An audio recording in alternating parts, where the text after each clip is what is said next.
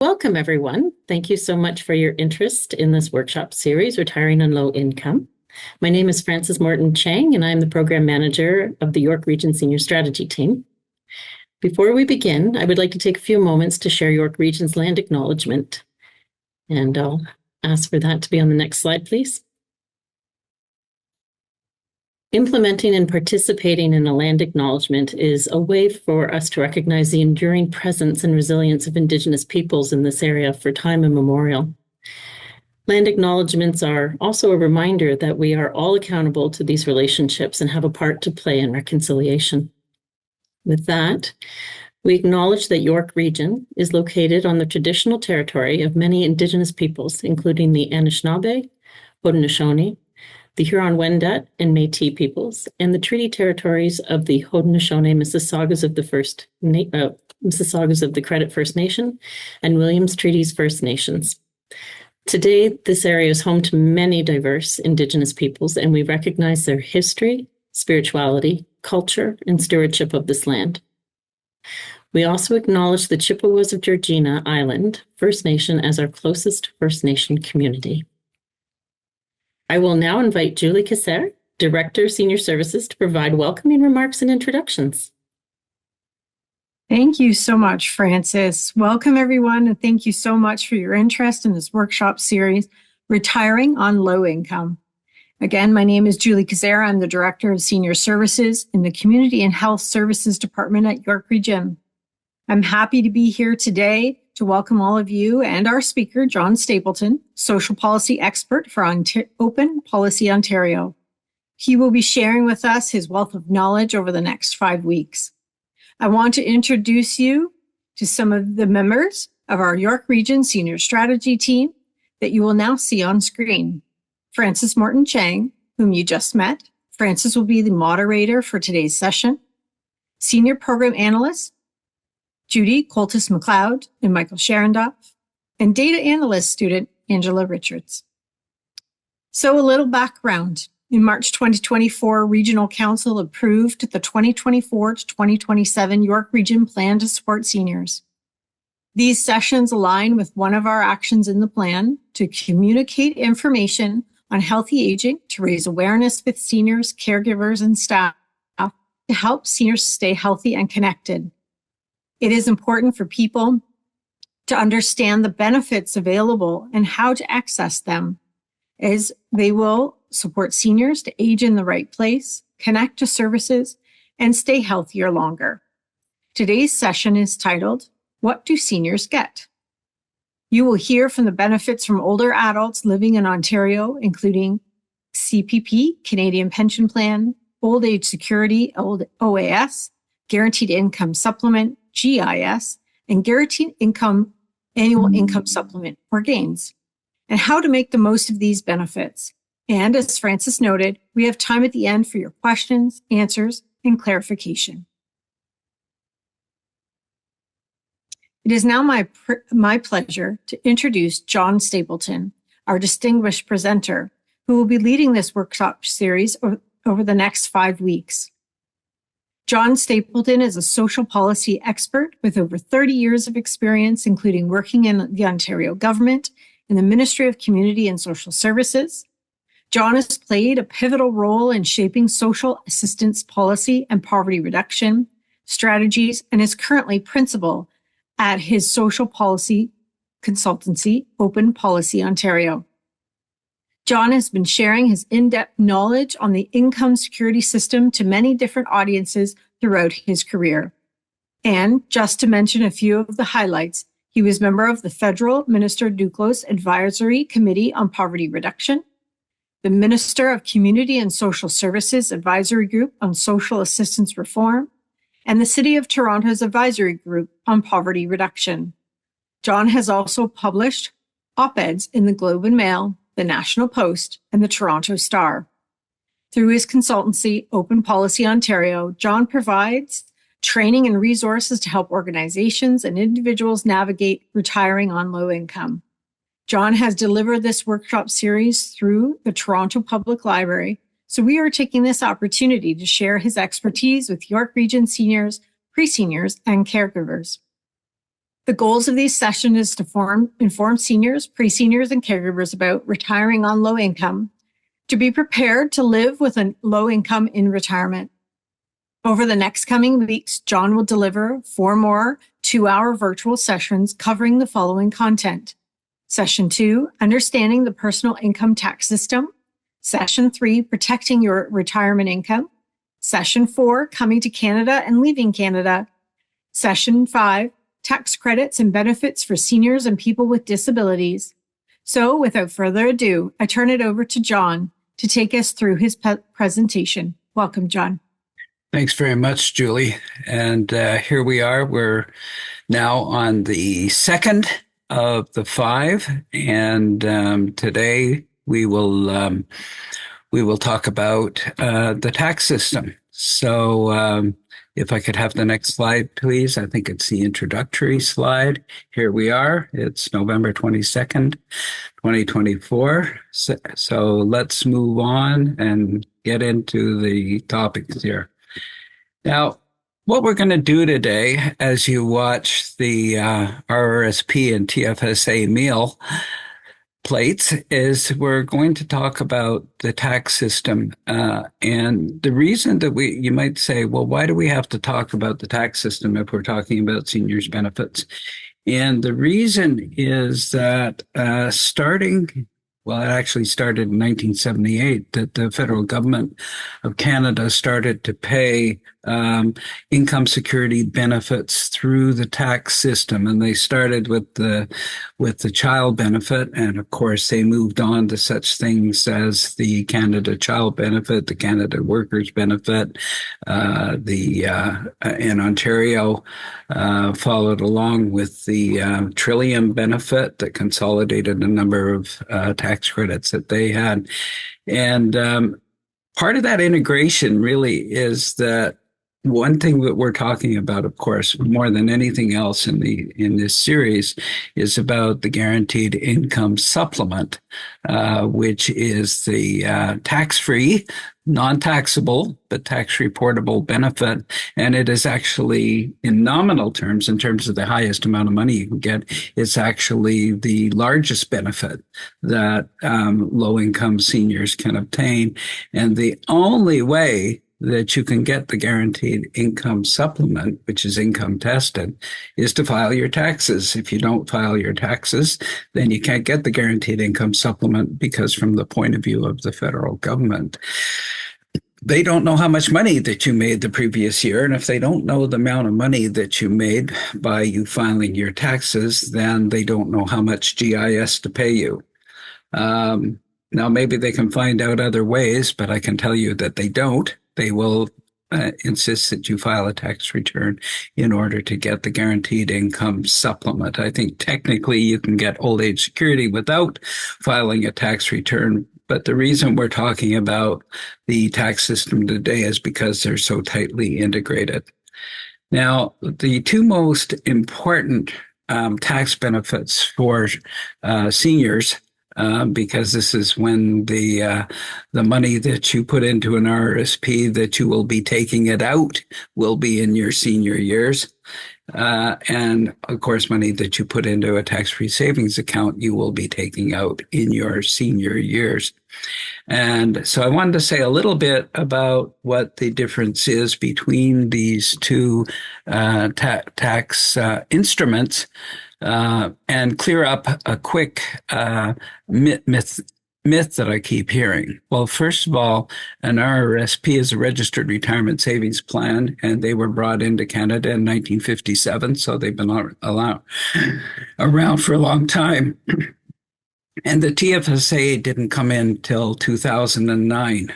The way you earn an RRSP is 18% of your salary or your wages when you're working creates RRSP room. And tax-free savings account is actually you gain the room for a TFSA by living in Canada, breathing Canadian air legally, And each year, each Canadian over 18 who's living here and is resident here is provided with an amount of room. This year it is $7,000, and the total cumulative amount is getting very, very close to $100,000. I think it's up to about 97,000 now. So it's a lot of money that you can put in, both in a tax-free savings account and in an RRSP. The money grows tax-free, so you don't have to pay tax on it when it's in there. But the real big difference between, and especially for seniors and especially for low-income seniors, is that when you take money out of your RRSP, you have to pay tax on it, number one, but it also reduces your guaranteed income supplement by 59%. So where do seniors want to be? If they're low income, they want to have as much possible of their income into a tax-free savings account, with one exception that you are not going to hear until the next session next week. I'll get into that exception. But generally speaking, if you take money out of an RRSP, you're going to have to pay tax on it, and your GIS will be lowered. When you take money out of a TFSA, what happens? The answer is nothing. It does not affect your taxes. Why? Because you didn't get a deduction in the first place, but with an RRSP you did. So the federal government wants its money back because they gave you a deduction. With a TFSA, they don't give you a deduction. So the money that you put into it is already tax paid. That's money that you've already paid taxes on. So you put it into a TFSA. When you take it out, you don't pay any tax. But also, when you take money out of a TFSA, you don't suffer any clawback on your guaranteed income supplement. And that's very important as seniors age beyond. Once they get to 71, of course, your RRSP, everybody in Canada is the same. Anybody with an RRSP, it's going to turn into a registered retirement income fund. What does that mean? It means that you must take money out of your RRSP each year, or the RIF. Once it turns into a RIF, what happens to a TFSA at age 71? Nothing. It stays a TFSA. So you're never forced out of your TFSA. You take it out when you want to. Now, what's in a TFSA versus an RRSP? Exactly the same things. A lot of people think what you put into a TFSA or an RRSP are different. That's not true.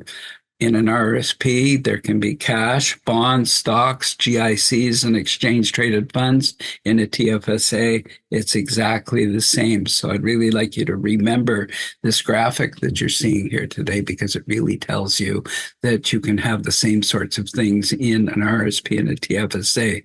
Now, of course, if you have your RRSP through a company, the investments that they might put in it may be different, and may be tied up in different ways. But at the same time, I'm telling you here what you can be in an RRSP versus a TFSA, and it's exactly the same thing. So let's move on to the next slide. Now, did some work. I got really curious about how seniors are saving, and especially people who are within 10 years of going into old age security, of course, at age 65, which is the normal age of retirement, and also looking at how that compares. And you can see, if you look at this table very closely, that we do have savings rates. We do have seniors, and especially near seniors, putting money into various different savings vehicles. But you can see that almost 4 in 5 have no contributions to any type of registered account. And that's really too bad. It probably means that that amongst low-income people, they don't have the money to put into an RRSP or a TFSA. So 4 in 5 don't. But I'm very gratified to see that those that of the people who putting money in age 55 to 70 into registered instruments, overwhelmingly, they are putting the money into a tax-free savings account. So if you haven't done that yet, you can see that those who at least one type or only one type are overwhelmingly putting the money into a tax-free savings account. And of course, that's what we want to see, because that's where seniors' savings are most protected. I guess the other point that I'd like to make is that when TFSAs first came out, most of the press that you saw, programs and TV, etc., would talk about, here's a program for the rich because they've maxed out their RRSPs and now it's time to put money into a TFSA on top of that.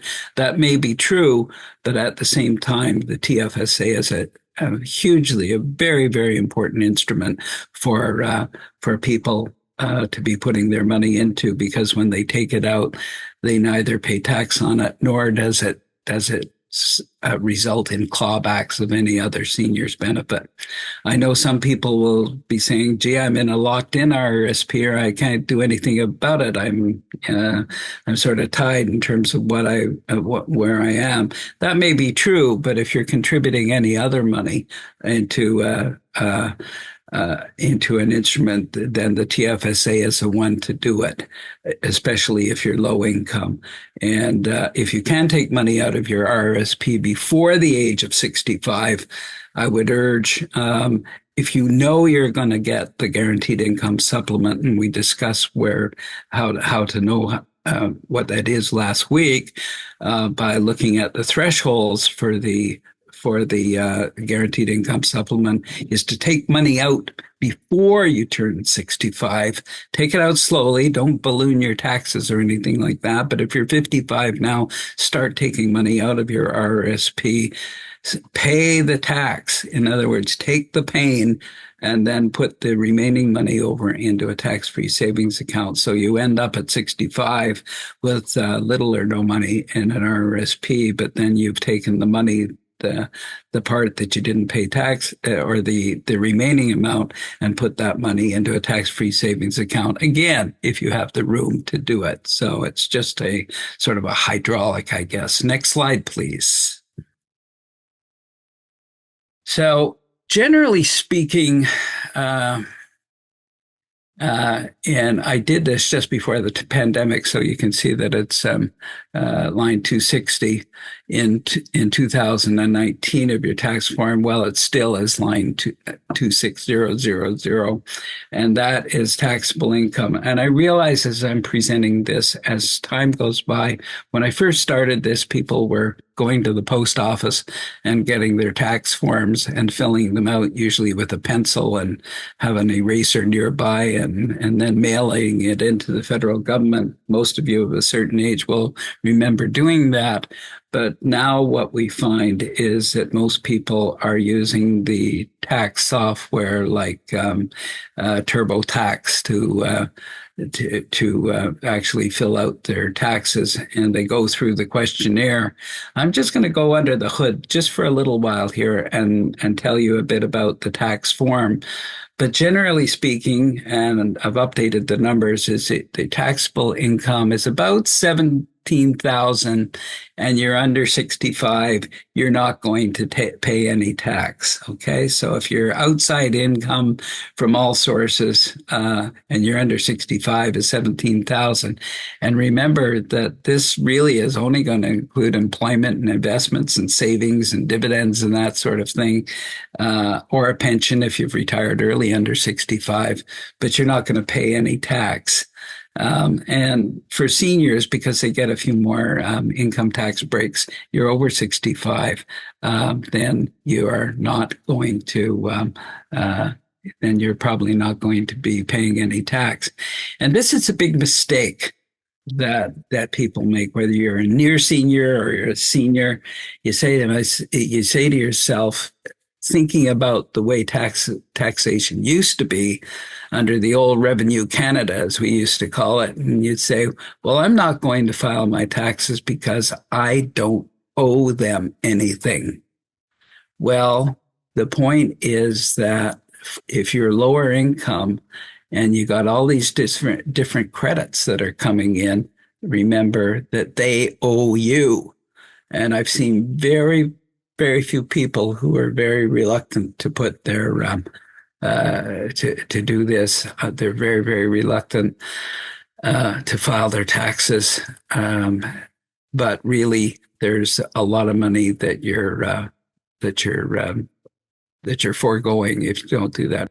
So there's that line 2600, and there's another line called 23600. You'll see this if you're doing the software. The other point I want to make is that a lot of people don't do their own taxes. They may either take them to a firm.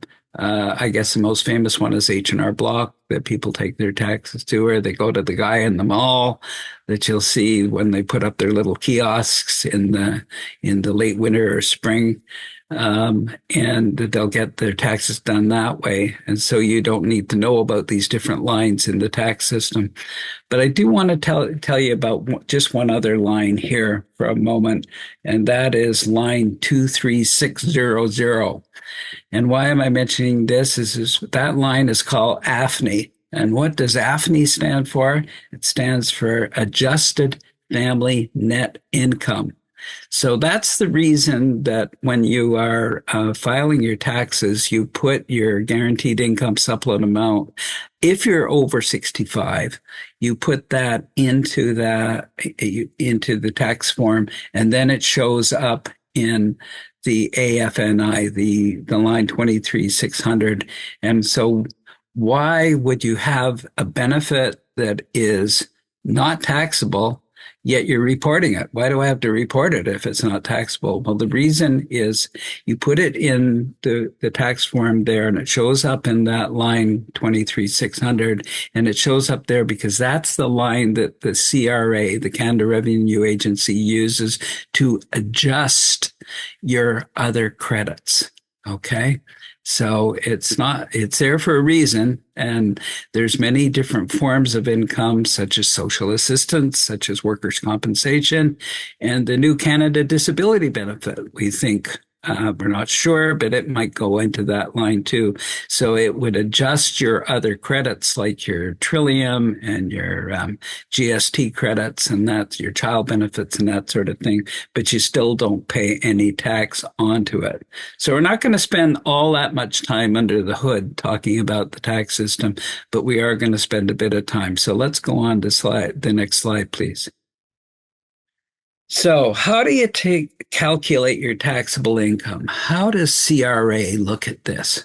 And you think we're trying to get into the minds of the Canada Revenue Agency here. And so they're trying to look at your total income. First of all, they want to know that. And that's your employment income plus all your Canada pension plan that you might have, your employment insurance, your EI, then your other income from all sources. And that could be from interest. It could be from dividends and pensions and honorariums, money that comes into you that you put on the tax form. If you're self-employed, your self-employment income goes in there, your farming and your fishing income, all the different things that people in all walks of life.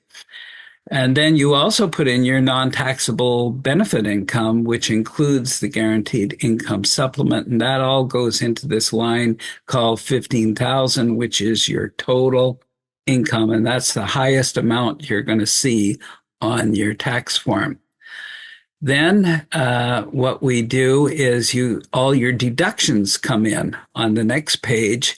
And you get deductions for childcare, for example. The two big ones are childcare and the RRSP deduction. And then you finally end up with this line 23600, which is your net income or adjustable family net income. So those of you who get a volunteer to do your taxes, or whether it's Uncle Harry, or whether, somebody in your family, your brother to do it, or if somebody, or if you take it to a financial service to do it, or even if you do it on your own through the tax software, This is what's behind the scenes. If you were able to get a backstage pass and go in behind what's happening with the tax system, this is what they're doing. They're totaling up all your income, then taking your adjustments, then your all your deductions. So that will take you down to a lower number. And I'm not going through all the things that a business person could do, like they get various different adjustments and deductions for all sorts of business type things. That's all on this part of the tax form. But then in the red, we see that taxable income or income subject to taxation equals your net income minus your non-taxable income and non-refundable credit. So after that line 23,600, which is your total income, it takes you down to your adjusted family net income. Then that's where the GIS is then taken out of your income to make it non-taxable. That's where your worker compensation is put back into to deduct it, to take it back out. And then all your non-refundable credits. Now that's the most famous one, of course, is your charitable receipt. And in the 5th session that we do coming up, I guess in December, we will talk about the whole of the world of non-refundable and refundable credits, deductions, and that sort of thing that persons with disabilities or seniors can get. And there's a whole lot of them, so I can fill 2 hours just talking about all those different amounts of tax credits. Next slide, please. So this is what it looks like on your tax form, where you add up. This is the first page of the tax form where you add up all your money in the green, and then you add all those other self-employment incomes in there. So that's what it looks like on the tax form. Next slide, please.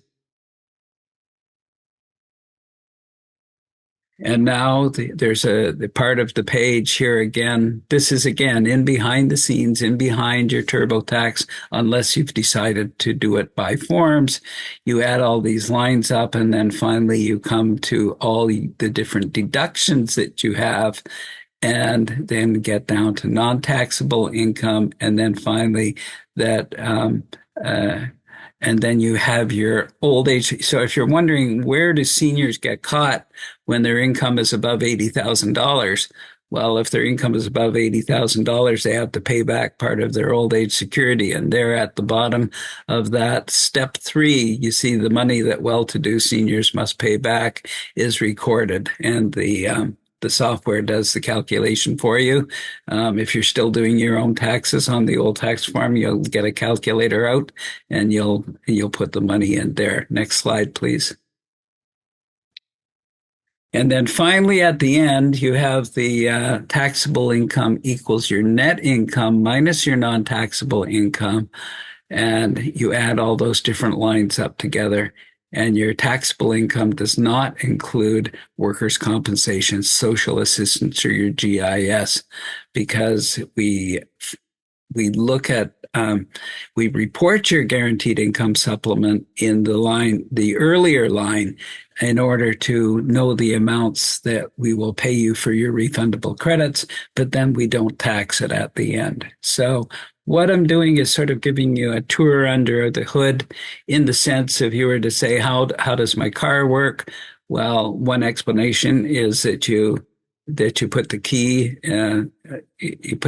into the lock in your car, and you push on and turn it, and the car goes. That's one explanation of how a car works. What I'm doing right now is sort of going outside the car, opening up the hood and looking what's inside when you look under the hood. Next slide, please. So now what we're going to talk about is this whole world of different tax terms. And I am not going to explain to you all of these tax terms in terms of the tax system, and I'll tell you why. About 2014 or so, I did a library presentation of this part of the the presentation, looking at the tax system, and I watched people starting to take out their phones, and they started to get fidgety and that sort of thing. And then I asked the question, of about 50 people, how many of you do your own taxes? Well, after about 30 seconds, 8 hands went up. And I said, okay, so there's 42 of you out there that that don't do your own taxes. So I'm really presenting this to 8 people. And I thought, well, that's not a very good idea. And then I got this brainwave, and it was right on the spot. And I said to the group, how many of you go shopping?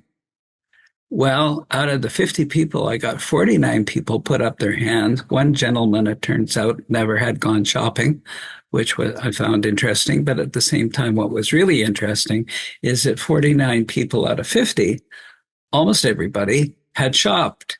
And I asked them, do you understand shopping? And I said, for example, when you go out shopping, do you know what a coupon is? Everybody vigorously nodded.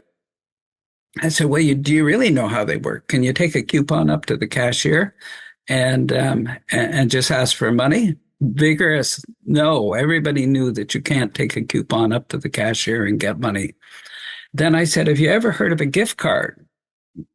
Again, vigorous nod. I know what a gift card is. And when you go into the store, you know the things that you can buy and not buy. You know the things that you can get there and not get there. They all knew that. And then I asked him, do you ever notice that sometimes you have a coupon that's worth more than somebody else's coupon? You know, you could be a frequent shopper, that sort of thing, or you have loyalty card and that sort of thing. So you get more money off than other people.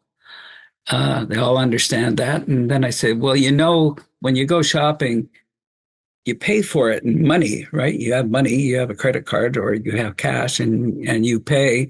And if your coupons and your gift cards and other deals that you have, like a variable coupon that's going to expire, something like that, you know that if you were to use those and you didn't have to pay any cash, that you wouldn't have to have any money in the first place because you'd add your coupons and your gift cards and you don't have to pay anything.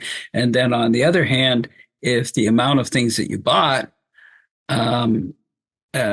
costs more than all the different coupons and gift cards and things that you have, you know that you're going to have to pay more money. Everybody seemed to know that. So what I'm going to be doing today, since every one of you, I'm going to assume knows shopping. You know a little bit about shopping. Now we're going to go to the government store. And the government store is almost like a drugstore or a grocery store. Almost like a drugstore or a grocery store. And why is that? And that's because they have all the same types of things that a grocery store or a drugstore has. And the first is a non-refundable tax credit. Now, everybody's glazing over. What's a non-refundable tax credit? Well, a non-refundable tax credit is like a store coupon. Okay, it's like a store coupon. And a store coupon, if you get a coupon for Tide, for example, and you go in to buy Tide and it's a $7 coupon and Tide costs $23, you know you're going to get your Tide for $16. One thing you also know when you're lining up, if you decide not to pay at the self-checkout, but if you're lining up into the regular checkout, you know that if a rich person has a tub of Tide and a coupon, that they're going to get $7 off. You also know that if you get a person with more modest income, that they're also going to get $7 off their Tide. So in other words, when you have a coupon, everybody gets the same amount off. Well, that's how a non-refundable tax credit works. And it's money off your taxes. So if you're paying tax, and let's say in a year you're making, I don't know, $40,000 and you owe a couple of thousand in tax when you do your tax return, then you are going to have some coupons. The main coupon you might have is your charitable tax credit. Your charitable tax credit is a non-refundable tax credit. It's a coupon off your taxes. So if you give a bunch of money to a hospital or to a charity, then you're going to get some money off your taxes. But the amount that you get versus a person who's richer than you is exactly the same amount. Okay, so that's how a non-refundable credit is different from a deduction. So you can see the deduction is the fourth item on this page. And a deduction, instead of being money off your taxes, is money off your income. So that means that let's think of for a second about a person, three different people. You can picture them in your mind's eye. You have somebody who is making a good salary of $100,000 and let's say they have a 50% tax rate. Well, if they get a deduction for $10,000 to put money in an RSP, then they're going to get $5,000 back. Their coupon is worth $5,000. And then you get a person whose tax rate is, let's say they make $50,000 a year, and their tax rate is 20%, because your tax rate goes up the more you earn, and it goes down the less you earn. Then you are going to have a $2,000 credit. So the richer person gets more back with their RSP, and the poor person gets less. So in this case, it's $5,000 versus $2,000. But then we have our third person who has no tax to pay because they're lower income and they're below those amounts that I previously shared with you, say under 65, about $17,000. If their taxable income is below that, then they don't owe any taxes. So guess how much the coupon is worth? It's not worth anything, because it's the same thing as taking your coupon into the store or the drugstore or the grocery store and going up to the cashier and saying, would you give me $7 off for this coupon? The store clerk is going to look at you and say, I'm sorry, but you have to buy the item in order to get the $7 back. Well, we know that. We know, all of us know that you can't take a coupon and present 10 coupons to a cashier and get money back. Well, the same thing's true in the government store. If you don't pay any income tax in the first place, then your deduction is going to be worthless and your non-refundable tax credit is going to be worthless. But what do we see all the time? We see people who might be on the program called ODSP, or they might be low income and not pay any tax, but they'll save up their charitable receipts and they'll save up their transit passes and their transit bills, and they'll bring them all in a bag or a large envelope, and they'll hand it in at the, if they're getting their taxes done by a volunteer agency or by a volunteer or Uncle Harry. Or their brother or somebody like that, and they're bringing all these tax bills. Well, that's just the same as taking in a whole bunch of coupons and not buying the particular item. So in the government store, if you don't pay anything in terms of taxes in the first place, then your non-refundable credits are also worthless and your deductions are worthless. But the thing you need to think about non-refundable credits is money off your taxes. Deductions are money off your income. For non-refundable credits, they're worth the same to everybody, rich or poor, but a deduction is worth different amount to everybody because everybody's tax rate is slightly different. Why? Because people make different amounts of money. So now I want to talk a bit about refundable tax credits. So what are refundable tax credits in the government store? Refundable tax credits are gift cards. And gift cards are money that you might buy as a present for someone. You might buy one for yourself, and it's money. It's a card that you can use in the same way as you use money, because it's a refund. It's refundable. It's payable to you immediately. And so we all know that when we go in a grocery store, drugstore, we know exactly how the refundable tax credit will work, except for a few items that they won't allow you to use them on. You can use them on anything in the store. And those refundable tax credits, generally speaking, go to lower income people. So there is a shelf in Ottawa, a virtual shelf, and it has your name on it.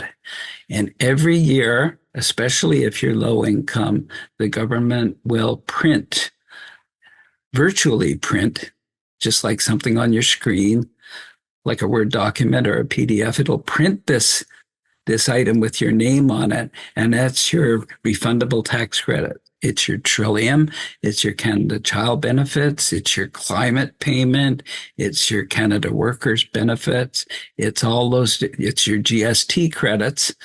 All of those items are placed in that virtual shelf. And if you don't file your taxes, they will not send them to you. Okay, so it's like having gift cards on a shelf that are put there every year by the government, and the only way you can get them is to file your taxes. And that's why it's always wrong for people to say, I don't owe them anything. I don't have to. I don't need to file my taxes because I don't owe them anything. But remember that they owe you something. So your refundable tax credits are gift cards from the government. Your non-refundable tax credits are fixed amounts that come off your taxes, and your deductions are amounts that come off your income, but they vary by each person. So with the deduction, for example, let's take it into the store. Let's take the idea of a deduction into a grocery store or a drugstore. You present your coupon for Tide for $7. Then the clerk is going to ask you the question, how much money did you make last year? What was your taxable income? What is your tax rate? And you're going to say to them, or you're going to be thinking, well, why do I have to tell you how much money I made? Why do I have to tell you what my tax rate is? And because the clerk is going to look back at you and say, well, I don't know the value of this coupon. It has a $7 nominal value, but I don't know if you're going to get 50% of it, 20% of it, or none of it. So with a non-refundable credit is like a pure coupon with the face value on it, but a deduction is based on your amount of income. So non-refundable tax credits come off your taxes, and deductions are deductions off your income. Finally, we have entitlements. And entitlements are amounts of money that come from the government. You have a right to it. That's why they're called entitlements. You own it. But at the same time, it's money that's not coming through the tax system. So programs like old age security, the guaranteed income supplement, employment insurance, programs like that are all entitlements that you get from the government, but they're not amounts that come through the tax system. A lot of the money that we get from government comes through the tax system, but there's a lot of other different incomes that don't come through the tax system. And next slide, please. So we're going to understand. I'm going to stop for a break after this slide, just for 5 minutes or so. So understanding income taxes is like understanding a trip to the grocery store or a drugstore. So why is that the case? I hope this is a review for you now. I hope that you understand exactly why. And that's because most stores allow a combination of ordinary coupons, special coupons, gift cards, and cash or credit. In other words, you can walk into the store.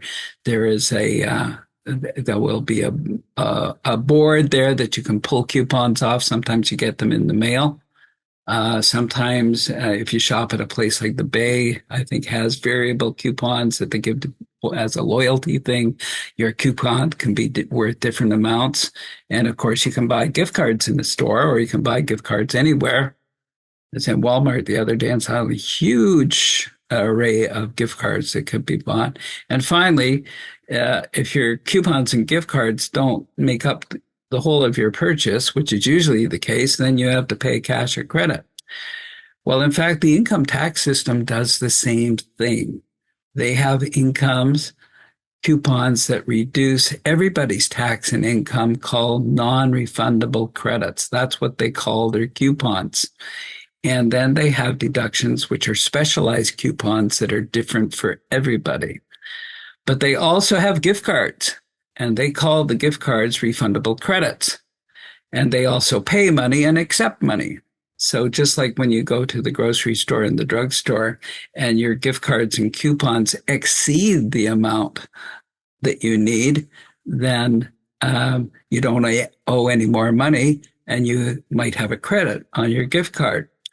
And then just the same way at the beginning of each year when we all do our taxes, we know that some people will get refunds. And other people will have to pay. And on April 30th, they have this date where anybody who owes money's got to pay it, or they'll start charging you interest on it.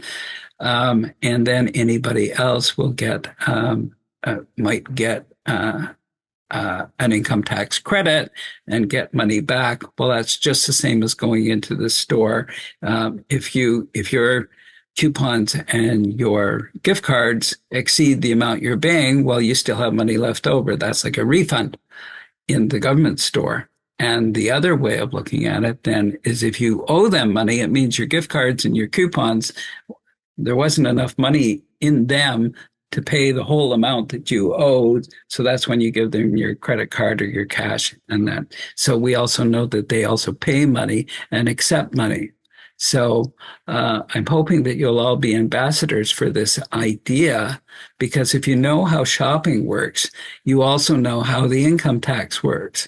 You just didn't know the terminology. In other words, this is something you know, it's something that you've known all along, but because different words are used and different concepts are being used, it means that you don't, but people can learn using this approach, because what you're doing, you're not learning in an entirely new system and how it works.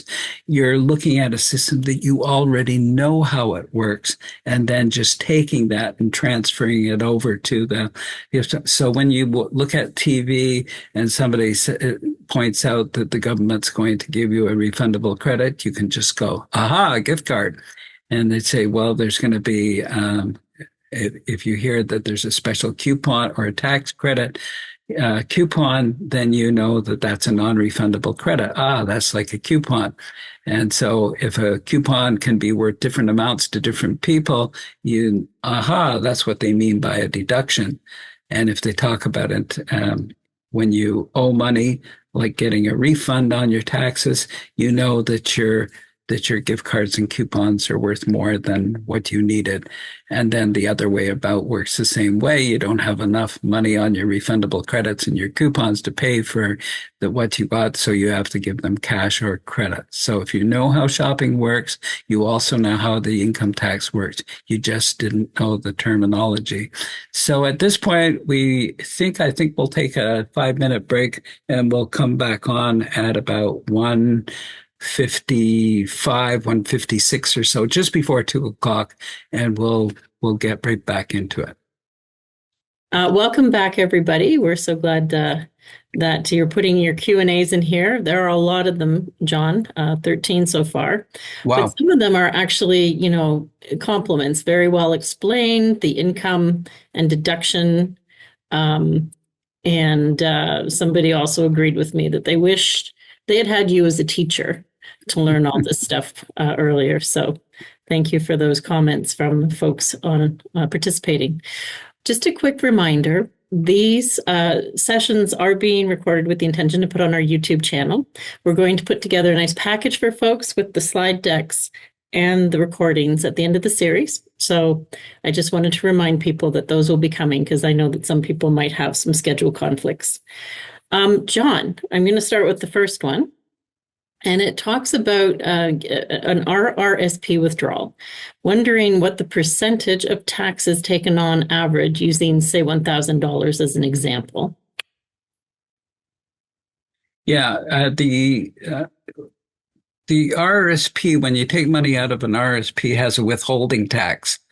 Now, that's different from income taxes. In other words, the government thinks their mindset is saying, well, we think you're going to owe money to us, so we're going to take it off you now and then see if later on you owe it.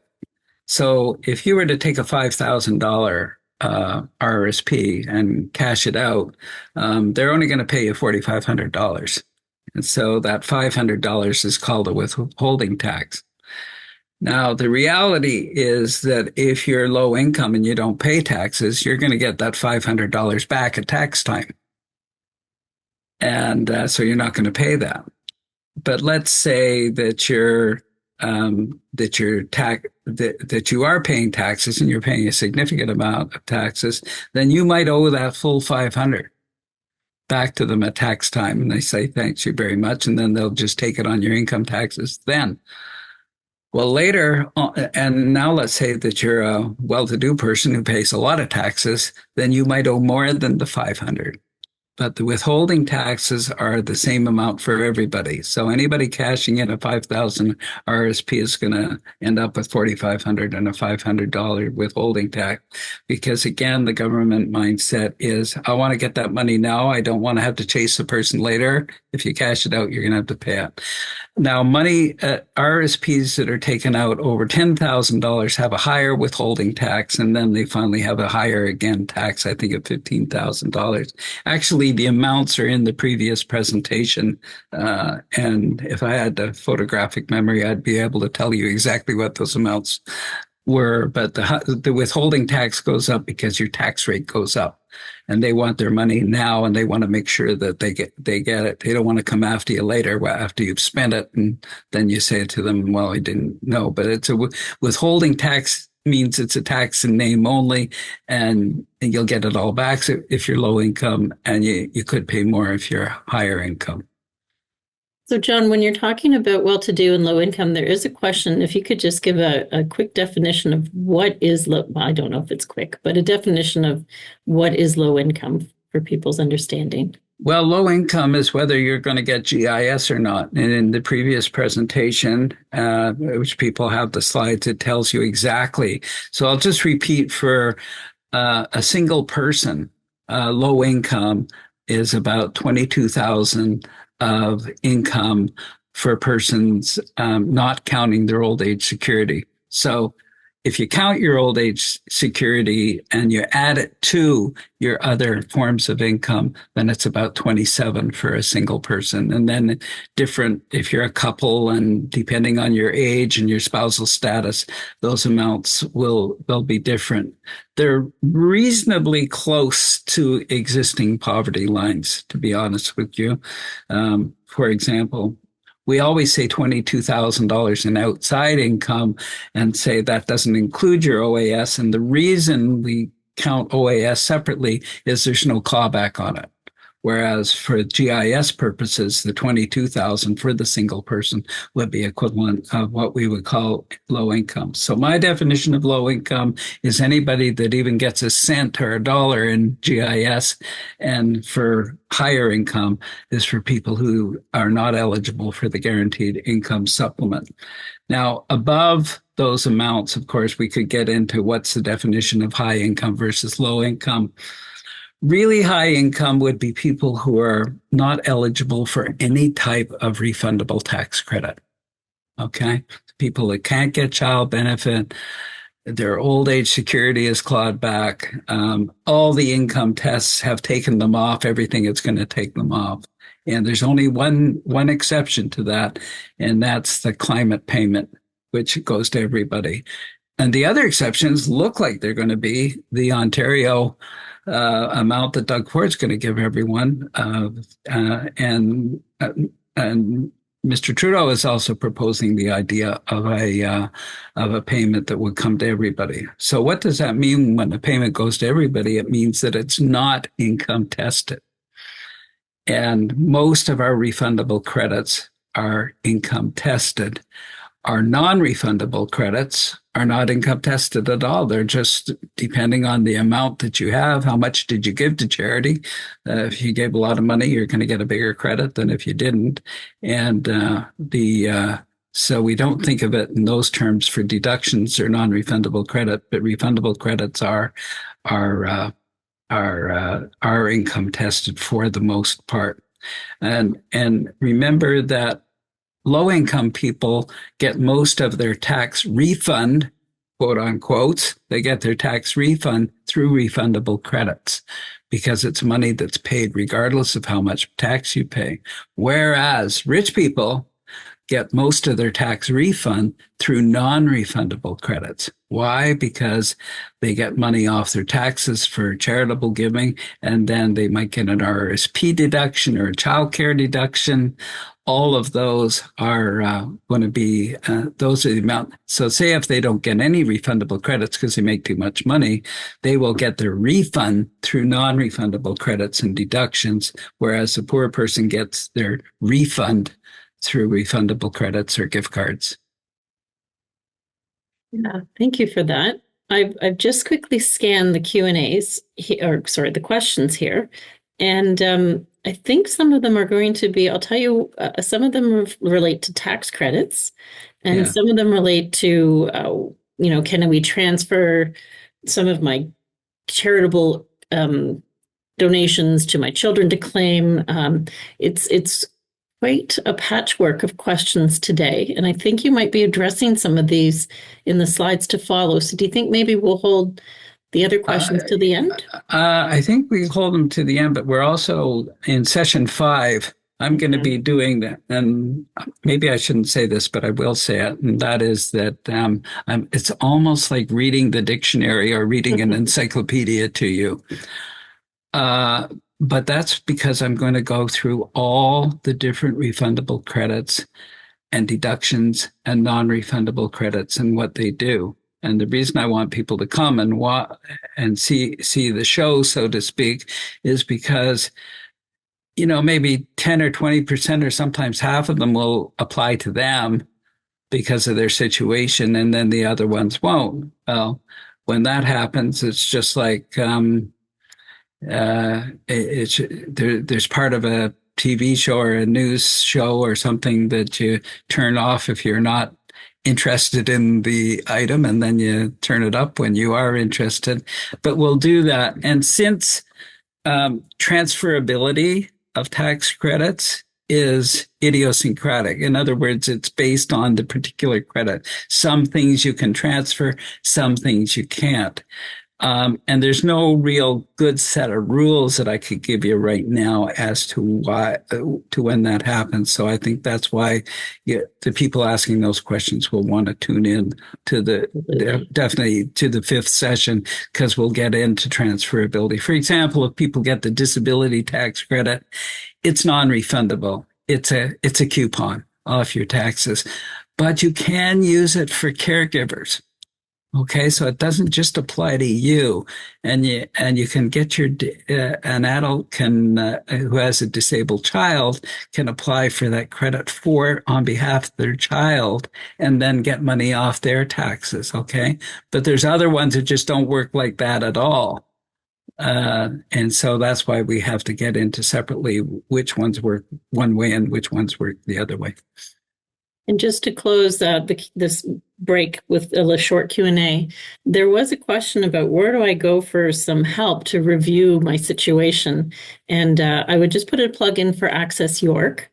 You can call them to find out where there might be free tax clinics or some supports or advice in York Region to have somebody help support you. There's going to be a wonderful booklet that you can go to John's website and download in the meantime, or that will come with the package that we'll be sending at the end of the series. But there are resources, and in our first session, John mentioned a number of them that people can seek some support to help with their taxes and understanding how to file. John, I'm going to turn it back over to you, and a lot of material to cover. We'll let you get to it. Yeah, and I'd say first off that the general places that people go, and I'll just give you some commentary on this. Is my commentary. If you can't afford to, if we can go back to there, yeah. If you can't afford to pay someone to do your taxes, then take it to the volunteer clinics. There's a whole volunteer program that works through all sorts of cities, nonprofits of various sorts in Toronto. That it could be Wood Green or West Neighborhood House in Toronto, some of the ones that I'm familiar with, and people who are retired people, often retired accountants and things like that, who want to give back to their community will be taking you through your credits. Now, some other people might want to go to a firm to get it done, so they could go to a particular tax firm. You can go to the guy or the gal in your local mall. Generally speaking, they have to be credentialed, but you should ask them about that when you go in. And I think the best people to talk about, if you're going to do more than your taxes, but you also want a financial plan, then go to an independent tax planner. Don't go to, if you go to one of the firms, there's a famous one right now that says, we only make money when you make money, which is fine. But I would put in a plug for the independent financial analysts, because they're always working for you. They're not working for someone else. So they're not trying to sell you the financial plans that make them the most money. They're trying to help you, but you're paying for them. That's the other thing. So if you get it for free, well, it's like anything that you get for free. I won't comment further on that, except to say that there's a lot of people out there that are fee only people who will do your taxes as well as do a financial plan, but they will be working for you when you pay them. Family members. The one thing I say about family members, there's all sorts of people that I hear from who, my brother does my taxes, Uncle Harry does the taxes, somebody in the family does everybody's taxes. What I find, generally speaking, is that those people really understand the tax system well. In other words, what you pay. They know about non-refundable credits, refundable credits, and exemptions, etc. They know how the tax form works itself.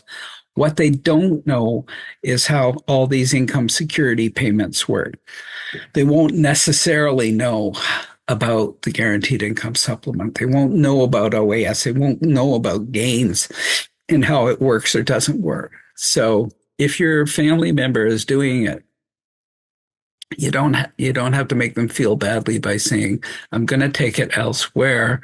And the person says back to you, as in one case I had with the person I was helping, who said, well, my brother, he was sort of hurt because he says, don't you think I know the tax system? Well, her brother did know the tax system, but he sure as heck didn't know how the guaranteed income supplement worked.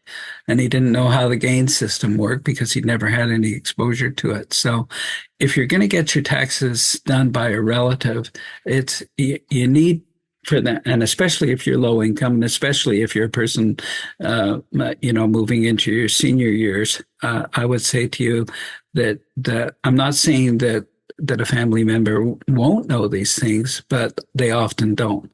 They really know their way around the tax form, but they don't know their way around government benefits. But if you find someone who does, great. But most of them don't. So we're just going to review here past the break of going into non-refundable credits. Remember, non-refundable credits are like store coupons, and it's a pretty perfect analogy because store coupons usually have a set value written right on them, a certain amount of dollars, like $10 off, or they'll have a percentage or something like that. But you know that when you line up, you can be quite comfortable that everybody in the lineup with that coupon is going to get that same dollar amount off. And that's just how the tax system works. Next slide, please. So here are some non-refundable tax credits, and I don't change this form that often in the graphics here because government does not seem to tire of changing the names of these different credits. They will rename them, repurpose them, sometimes change them from refundable to non-refundable. But when I first started with this, there was various different types of non-refundable credits, which are like coupons for money off your taxes. Child fitness tax credit, the medical expense tax credit, and we'll certainly get more into medical expenses in the fifth session.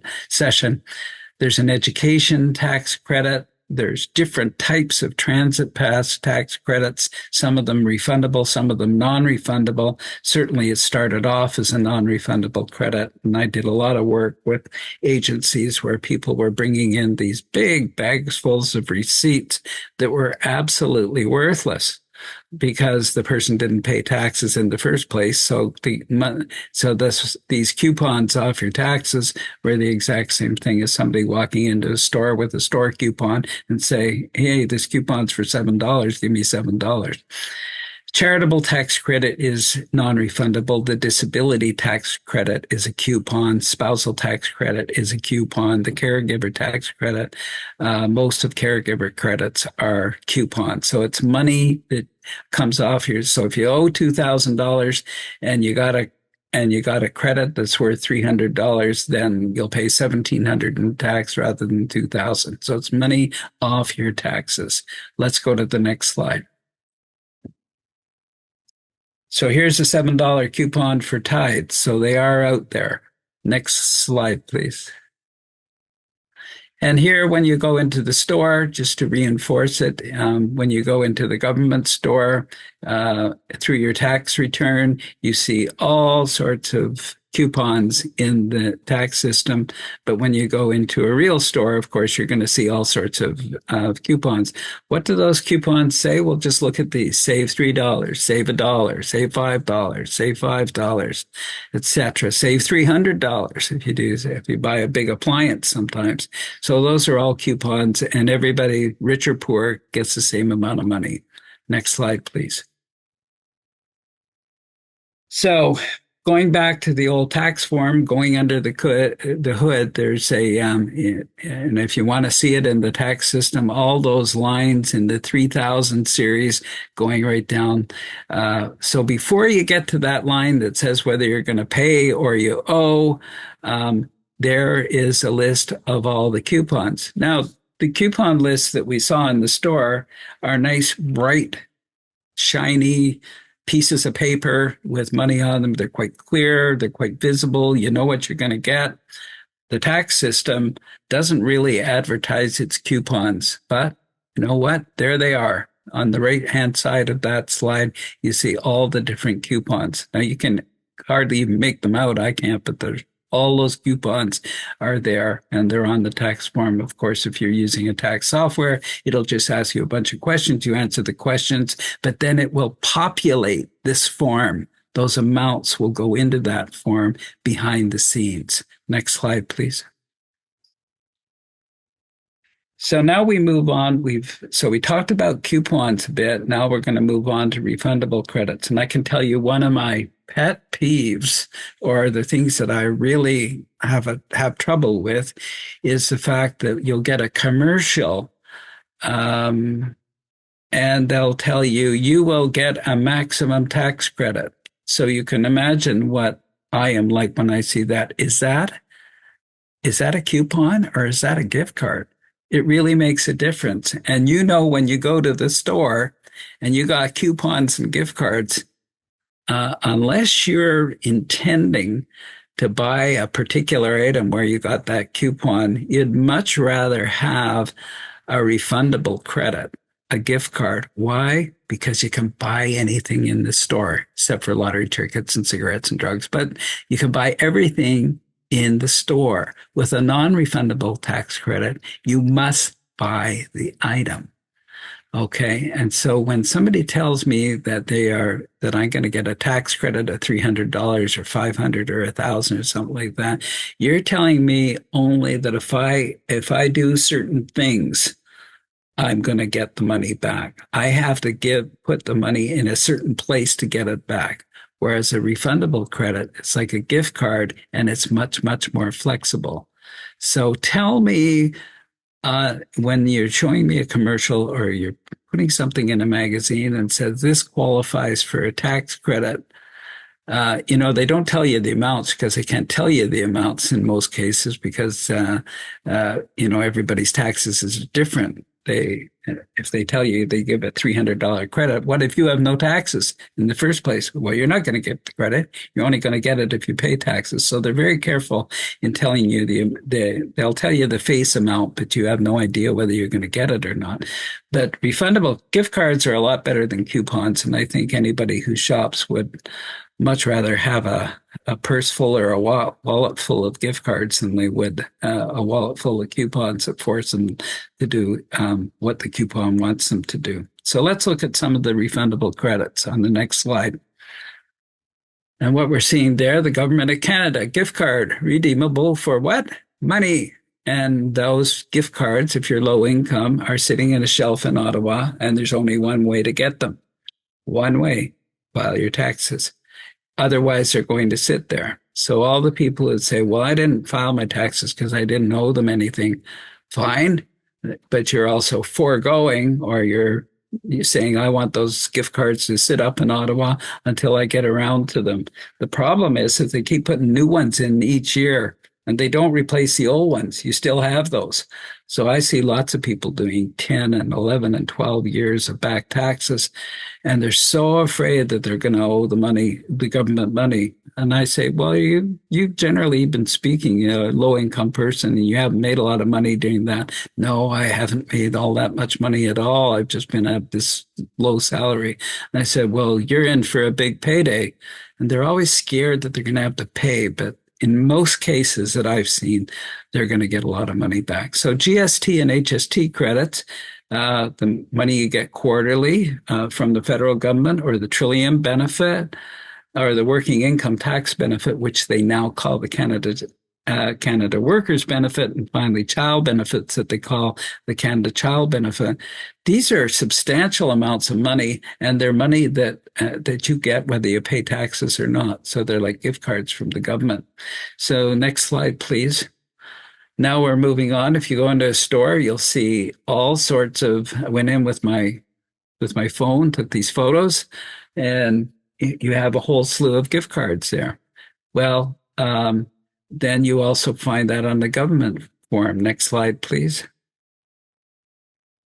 There in the tax form, on page 7 of 8 of the income tax form, there is a place for all your refundable credits, and it's telling you all the money that you're going to get back. Because in that final place on your income tax form, you are going to see the fateful reading at the end of whether you have to pay them money, send them a check, or whether they're going to put money into your bank account or send you a check. So let's go on to the next slide. Now let's think about tax exemptions. Tax exemptions are money that the government doesn't want to know about. And it can be non-taxable money, or it's just money that they're not interested in. So let's look at the next slide to see the exemptions. So the forget about it card, no need to report it. You don't have to keep records. Racetrack winnings, you go to the racetrack and bet on a long shot, you don't have to pay any tax on that. Now, this next one has changed since I started using this slide, and that's the sale of your principal residence. So even though you won't pay tax on your principal residence, the government now wants to know about it. So you do have to report it, but at the same time, it will not pay you don't pay any tax on it. So there's some things they want to know about, but they won't do anything with it unless, for example, they find out you come from a different land and you're living there and you're not living here, then they'll want to know about the sale of your principal residence. Sale of your car, garage sale proceeds. Sale of your car is taxed differently. It's sales tax on that. If you sell your car and it's worth a bit of money, then you're going to have to pay the sales tax, but you don't pay income tax. Garage sale proceeds. So if you sell a whole bunch of stuff out of your garage, you don't report it on your income tax. If if I sell you a book for $5, I'm not at a certain point, I'm not going to say to you, well, listen, now remember to report that $5 on your income tax. No, you don't have to do that. And reimbursed expenses, of course, you don't have to report money that you got back that reimbursed your expenses. You get $500 because you did some volunteer work or something like that, and they had to pay you for out-of-pocket expenses like travel or meals or something like that. You don't report those on your income tax. So that's important that you know that some money is exempt. Next slide, please. So then we go to deductions, and deductions again are variable coupons that may have a certain face amount, but they're worth different amount to different people.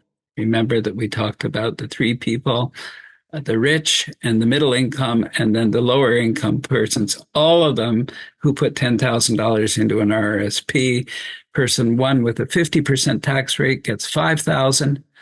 Person number two with a 20% tax rate gets $2,000. Remember, it's the same $10,000 deduction. It has the same face value, but the value of it to the person is different because it comes off their income. And then finally, the person who puts money into an RSP, which they shouldn't have done, because if you put money into an RSP and you're not paying taxes in the first place, you'll get no deduction. But then when you turn 65 and go on GIS, you're going to have to pay 59% of the money. It's a bad deal, so don't do it. Next slide, please. So the big deductions in Canada for most normal people like all of us is there's two big deductions. One is the child care deduction, and it's based on expenses. And yes, people who pay more tax get more money back, and people who pay less tax get less money back, and people that don't pay any tax at all get no money back.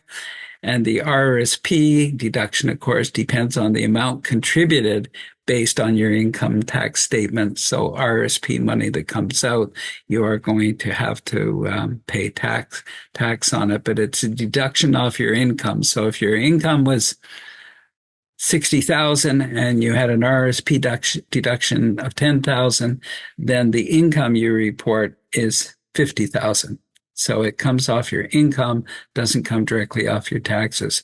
And then we have tax-free amounts like TFSAs and RESPs, which means you take after-tax income, you don't get a deduction, you put it in, and then when you take it out, because you had no deduction going in, the government doesn't take anything out when you take the money out.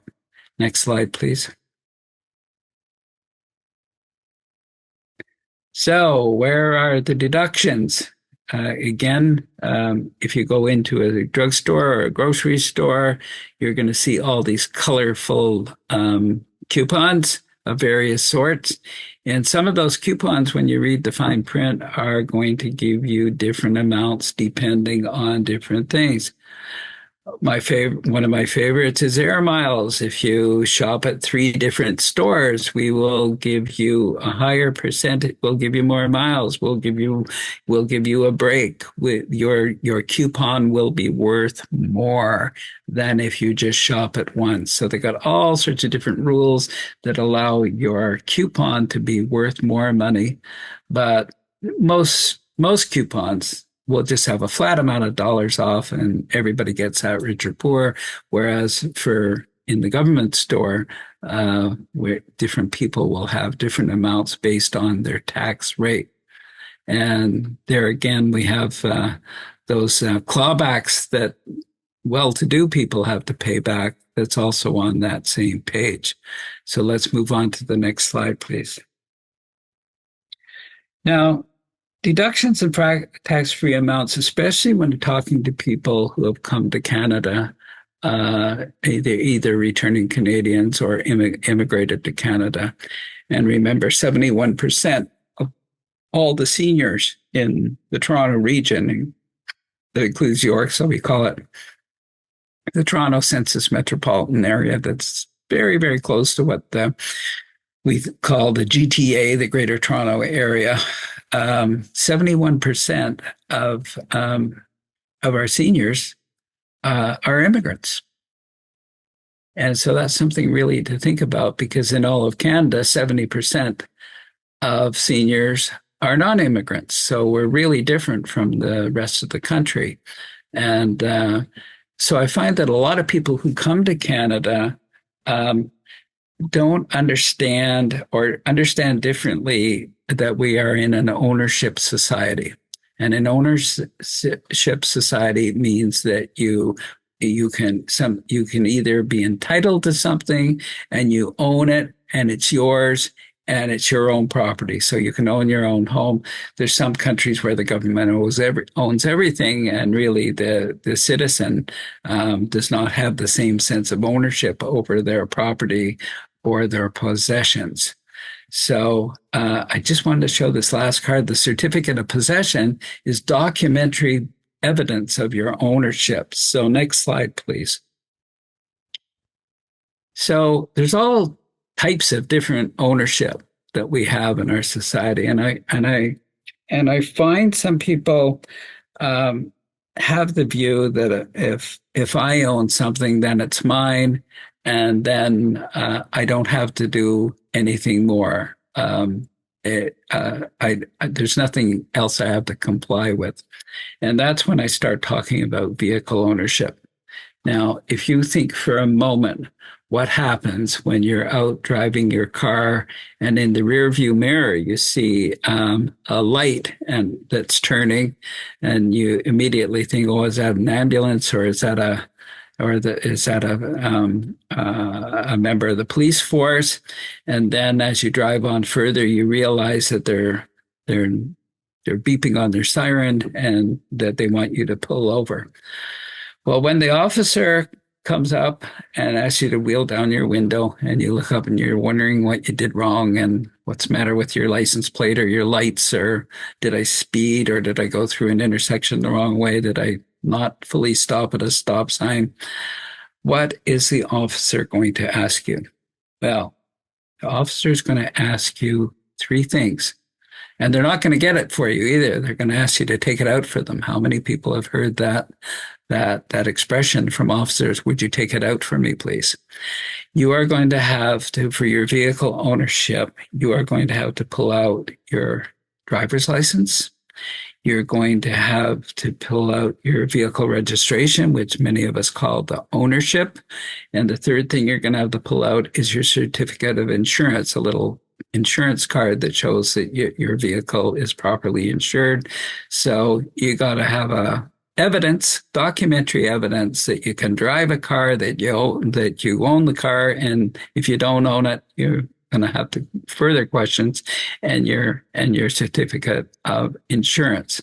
So at that point, you don't turn to the officer and say, "Why are you doing this? I own my car."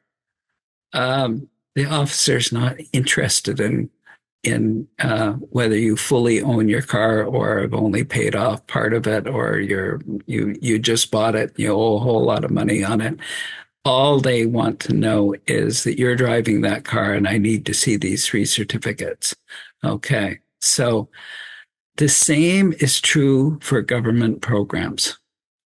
Old age security, guaranteed income supplement, EI, CPP, assistive devices, all these different entitlements. The rules on the right side say you have to apply for them. You have to meet ongoing eligibility requirements. You have to file your tax return. You have to show your documentation, and you update your documentation. So in some ways, it's just like your car. You can own it, and you're entitled to it. It's yours, but you have to follow a bunch of other rules. And in the case of the automobile, you're actually breaking the law if you don't have any of those. You have to have all three of those documentary evidence. You're not necessarily breaking the law, but the government, if you don't apply for old age security, they're not going to send it to you. And if I had just a small amount of money for all the people who said, "Oh, I'm going to wait till the government catches up to me," the government is not going to catch up to you. If they've done your application or if they've auto-filed something, yes, you will get it. You might just have to put your signature on something. But generally speaking, to get a benefit, you have to apply for it. You have to leave that tick boxed unticked to get the GIS. You have to meet ongoing eligibility requirements. And the only way you're going to get your GIS every year is if you file your tax return every year. So you have to show that documentation and update it when they want it. Next slide, please. So this is a question I really enjoy asking in the real life presentations of this. I ask them, what's a tax refund? What's a tax refund? And they'll say, well, that's money you get back from the government. Yep, it is. But can you break down what's in a tax refund? I have found very few people know what's in a tax refund. So let's go back to the grocery store or the drugstore. A tax refund is a combination of refundable and non-refundable credits, gift cards, and coupons, plus what is the outstanding cost of the item if you didn't give them enough, and then you have to pay for it, and if the money that you have in your refundable and non-refundable credits, your gift cards and coupons exceeds the amount you're buying, you're going to get a refund. So that's how it relates to a store like a grocery store or a drugstore. So as I said, for rich people, they get their refunds through coupons off their taxes and deductions, whereas lower income people get their money back through refundable credits, the gift cards, and less through coupons, because the coupons are off their income. And if it's a low, then there's no other amount that they're going to get.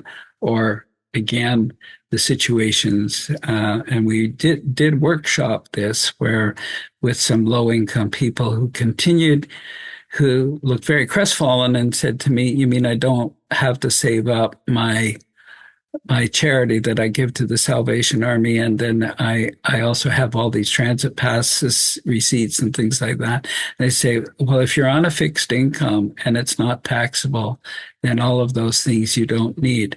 And what we were finding is that some of the less scrupulous places that were doing people's taxes, they would say, oh, yes, please bring in all those receipts of various sorts and your tax and your charitable receipts, and I'll make sure you get everything that you're supposed to get. Well, guess what that person does? Takes all of those things and simply puts it to one side, and then gives the person back all those receipts at the end and said, yes, I filed for every one of them. But the reality is that the person wasn't owed anything in the first place. And sometimes the agencies and the individuals working as volunteers, they don't want to disappoint people and say, look, I don't need any of that stuff. And they've often said, why don't you just take it back with you? For the person who doesn't understand what I've just told you for the last hour and a half, if they don't understand it, they'll think, oh, well, the person in the mall who I handed it to and said, yes, they're valuable, is not doing they're not going to get another cent more than the person who just ignored them all. And they ignored them all because it's just like trying to take the $7 Tide coupon in and handing it to the cashier when you haven't bought the Tide. They're going to look at you and say, you have to buy this item in order to get the coupon's value. And the same thing is true in the government store. If you don't owe them anything in the first place, you can't get money off. The only way that you can get money back from the government if you're low income is through the gift cards, through the refundable credits that don't rely on how much tax you pay in the first place. So there's not a lot of people who can explain to you how a refund is made up. Next slide, please. So here it is. Here's the last page of the tax form. And then it has two little boxes. One says refund, and so I've just written yay on it. And in green, because you're going to get money back. And then if you owe them money, that's boo. So why do people sometimes have to pay? They've gone through the whole year and then they get the tax form and they get the letter of assessment and it says they have to pay more money. Well, often that can happen when people work at different jobs. And the different jobs, of course, they don't know about the other jobs. So if you're working for employer A, B, and C, all of those employers don't know about the other employers. So they tax you on the basis of the income that they're paying you. But when you add them up all together and your tax rate has gone up, then you owe them money. So that's how that usually happens. People often, and the reason people get refunds most of the cases, especially low income people, is because of those refundable credits. They just applied for them.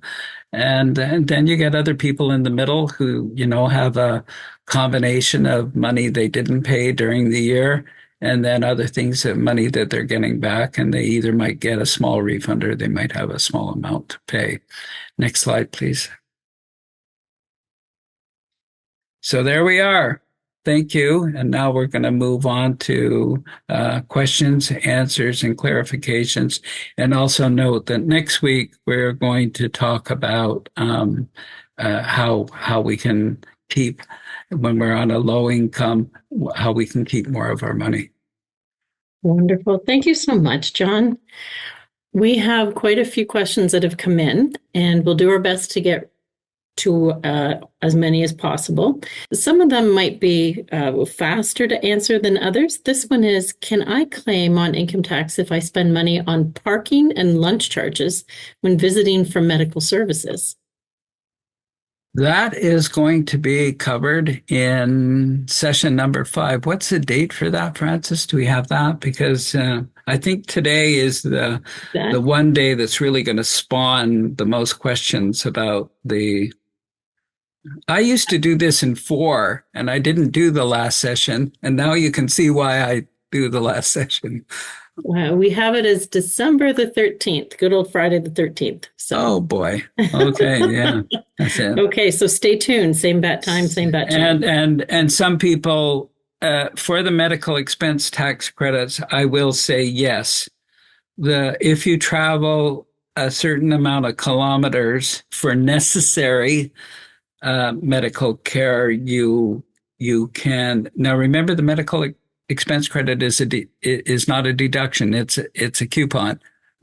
It's a coupon off taxes you pay. So if you're low income, regardless of whether you qualify for it, you're not going to get any money back because you've reduced your taxes to 0. But if you haven't, and you're paying a lot of tax, then if you've traveled, and I can't remember the number of kilometers that you have to travel before they'll allow you to the lunches, the hotels, and the parking. And I can't remember whether parking's in it or not. So again, if I had a photographic memory, I'd be able to quote it from the other presentation. But that's why we have slides. It is. And I'm just at this moment putting in a chat with a link to your booklet on Open Policy website. So that will be a good resource to be looking at as well. So one of the questions I mentioned earlier at the midpoint, some people are looking for some advice. You've already mentioned that there are places to go. So thank you. We'll make sure that that's included. The next question is, my adult son is on Ontario Works and soon ODSP. He is living with me, and can I claim him on my taxes?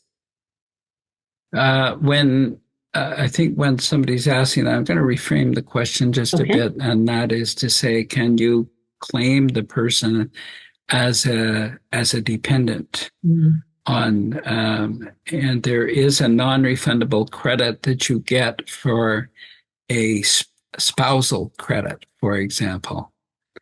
And if your spouse makes no money, and in the old days, the spouse used to be tax deductible, but back in 1986, they changed a whole bunch of these deductions to non-refundable credits. The reason they changed them to non-refundable credits was so that everybody could get, so rich and poor could get the same benefit as long as they paid taxes in the first place. So a lot of them are non-refundable. So there's no tax deductibility of a dependent anymore. If the lady or the gentleman is a single parent, then they would have the opportunity to get a coupon off their taxes for the person. But if they're a two-couple family, then they would not be able to get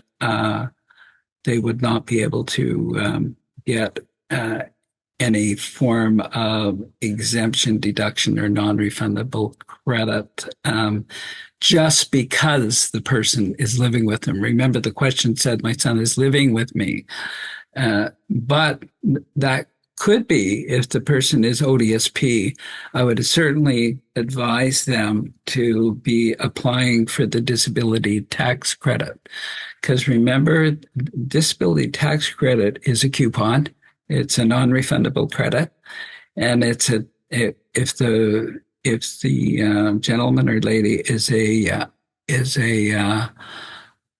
paying taxes, in other words, they have a high enough income that they owe taxes to the government, then if they get the disability tax credit for the son or daughter, then they can use that credit on their own taxes. In other words, it would not, under generally speaking, because people do it for children, they will actually apply for the disability tax credit, and also for caregiving too.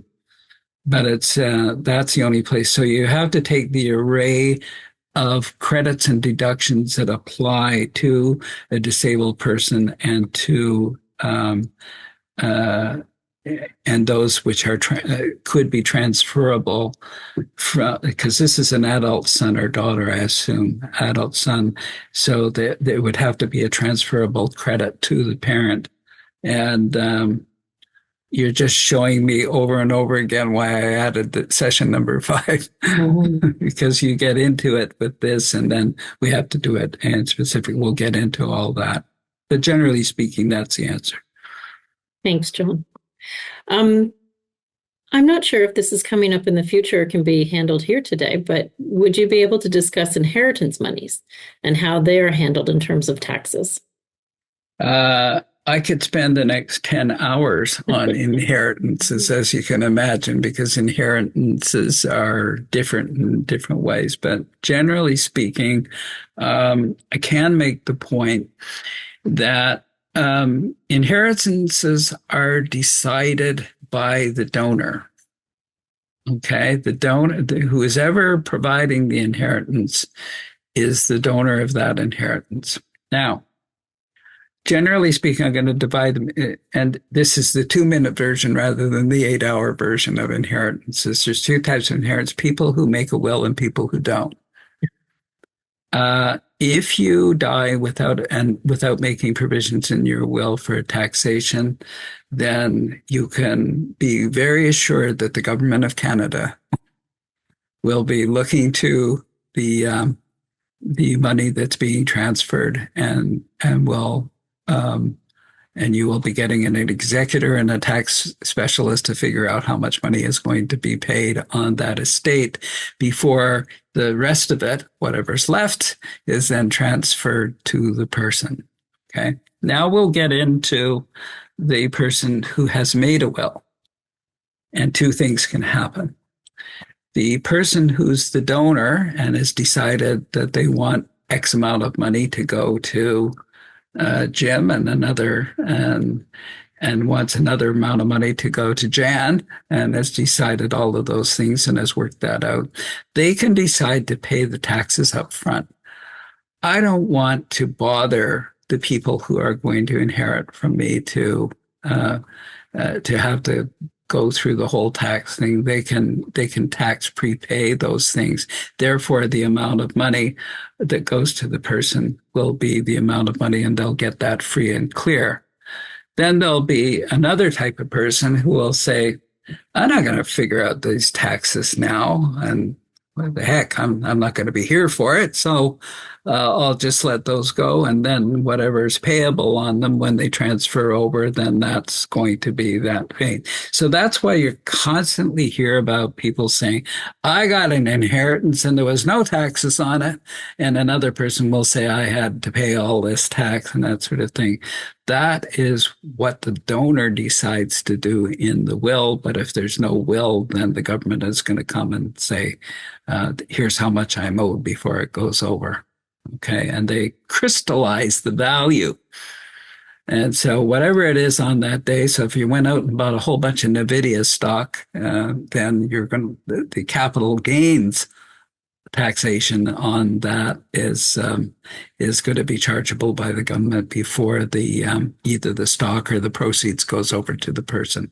And then, of course, in the will and how they can decide for it to be prepaid or not. So that's the 2-minute version of inheritance, but maybe some of the more important points. Great. Yeah, that was very complex in 2 minutes. That was great. So we have a few that relate to caregivers. So I'm going to give you a couple questions at the same time, if that's okay.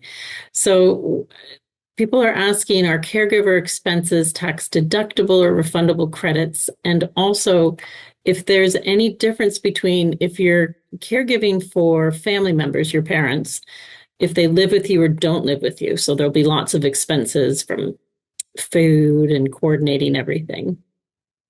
Well, I hope that person's going to come back Friday, December the 13th, because that's where we're going to give into the caregiving. But generally speaking, I believe there is no more tax deductible. So the variable coupon idea, depending on how much money I'm paying in taxes, will I get a bigger or smaller? I don't think there's maybe a couple of deductions left in the tax system, but they tend for caregiving, and we'll get into that on Friday, December 13th.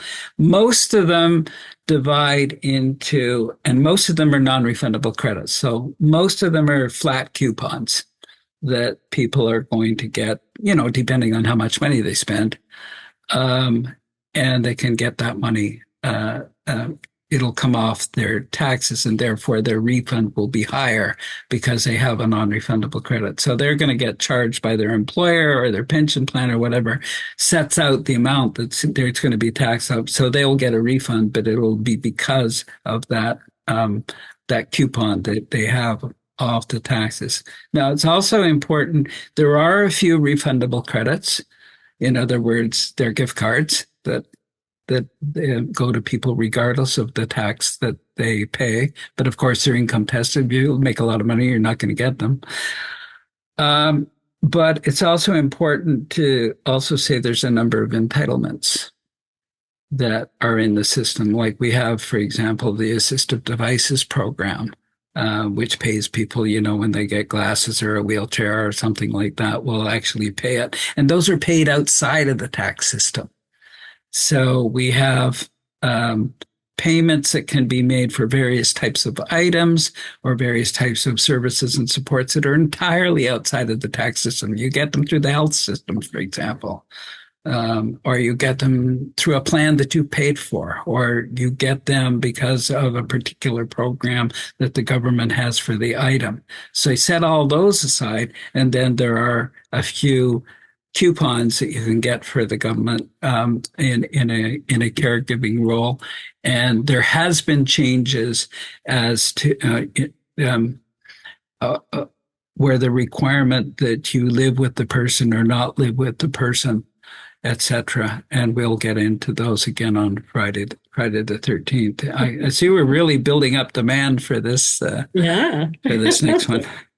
Well, and that dictionary reading sounds very exciting.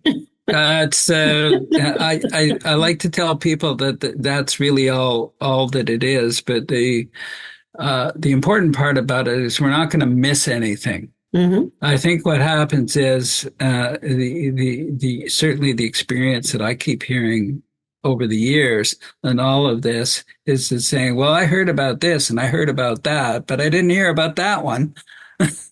And then they find out there's something, and generally speaking, you can redo your back taxes. It's not like entitlement programs that'll only give you 11 months of benefits. Like, don't apply for old age security at 74 if they're not going to pay you back the money, right? But because that's an entitlement program with the 11-month rule. Same with CPP. But you can, in many instances, the best example is one we've just touched on, is the disability tax credit. And the disability tax credit is a coupon. But let's say you've been disabled for many years, but you didn't have a family doctor, and even if you did, you didn't apply for it. And then you get a new doctor, or you could your old doctor and say, "Look, I'd like to apply for this benefit." Well, the doctor or the nurse practitioner will decide when you became disabled. So if they've known you all along or have your medical records, and say, look, you were really disabled in 2012. We're going to ask the federal government to redo your taxes for the last 12 years. And let's say there was a sprinkling of about $500 or $600 a year that you were eligible for in terms of the value of that coupon. Multiply that by 12, and it's quite a bit of money. And so that's why you'll often see signs. You'll see them on the sides of buses and various different places in the community that said, "Do you know you can get this massive amount of money back from the government if you apply for the disability tax credit?" And a firm will go through all of this.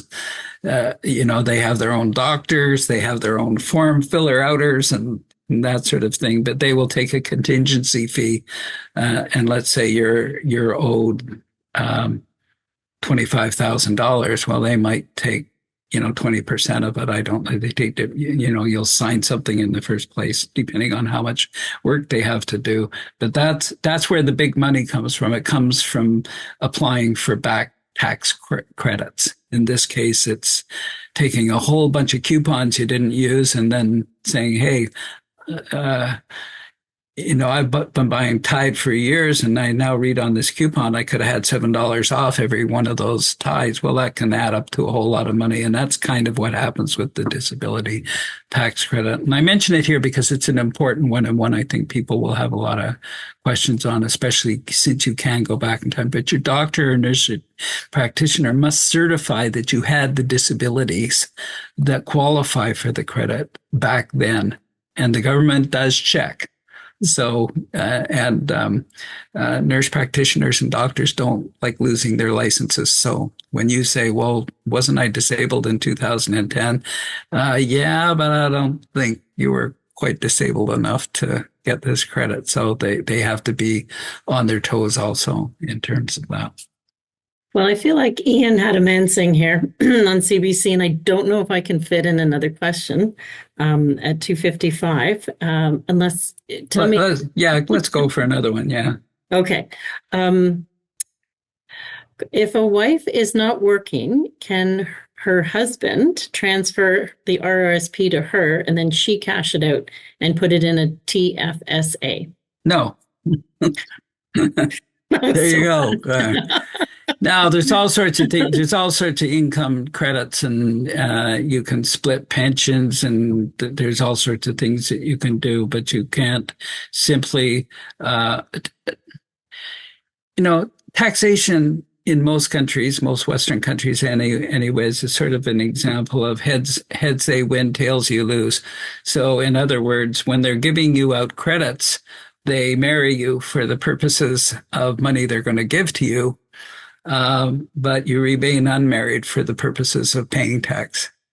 So they have, so when I talked about that AFNI, the adjusted family net income, remember the second letter in AFNI was F, and F stands for family.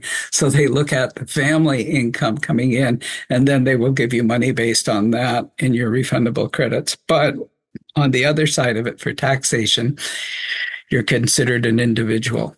So, no, you can't transfer your RSP money to a spouse for the purposes of not paying tax. So John, I'm just going to put the last slide on so we can remind people about the next session. That slide will come up in just a moment. And what's interesting is, as this series is running, we actually have a survey out about the property tax deferral program for eligible folks to complete. So I will submit that out for people in the chat as well. So thank you so much, John. So we already had an amazing session on the 15th. This did not disappoint. On November 29th, we're going to have Protecting Your Retirement Income. And you've already given us some great teasers for the next set of series, the next set of questions. So I'm going to thank you, John, and then just ask if you have any parting words, like I did last time, if there's something, a key takeaway you want everybody to go home with today. I think that the key takeaway is, if you understand how to shop and you know what you're doing when you go into a drugstore or a grocery store, then you don't have to travel too far from that to understand the tax system. It works so much the same way, and knowing one means you know the other. Terrific. Thank you. And hopefully we'll hit more on inheritances and TFSAs and what have you along the way. We'll play catch up on some of these questions. Have a wonderful weekend, everybody. Thanks for staying with us till 3 o'clock on a Friday afternoon. We've really enjoyed your company and can't thank you enough again, John, for imparting such wisdom. Take care, everyone.